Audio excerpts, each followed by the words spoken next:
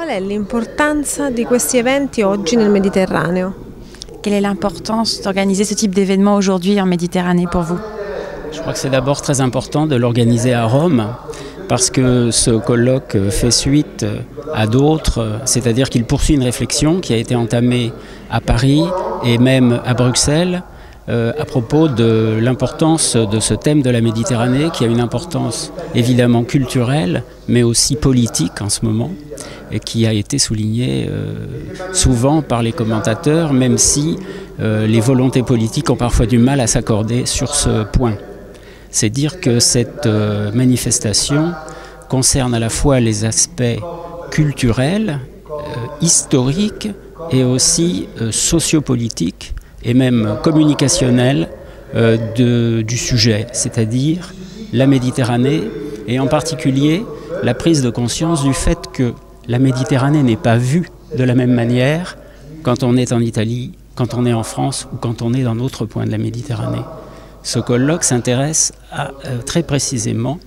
montrer quelles sont les visions italiennes et françaises de la Méditerranée.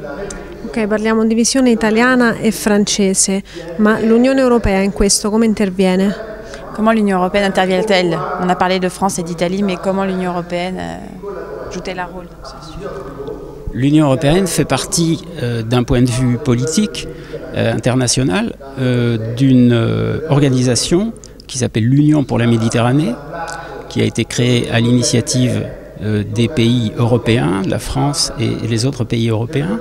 il y a quelques années, et qui tente de faire émerger des projets, pour en trouver ensuite des financements, mais des projets qui soient défendus par plusieurs pays de la Méditerranée, mais dans une géométrie variable, parce que vous n'êtes pas sans savoir qu'entre les pays de la Méditerranée, il y a des rivalités. Je n'ai pas besoin de donner des exemples. Or, le processus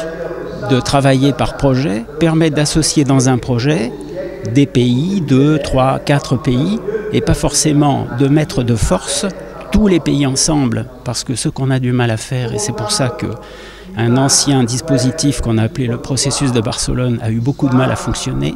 parce qu'on a voulu réunir tous les pays de la Méditerranée ensemble. Le système actuel présente l'avantage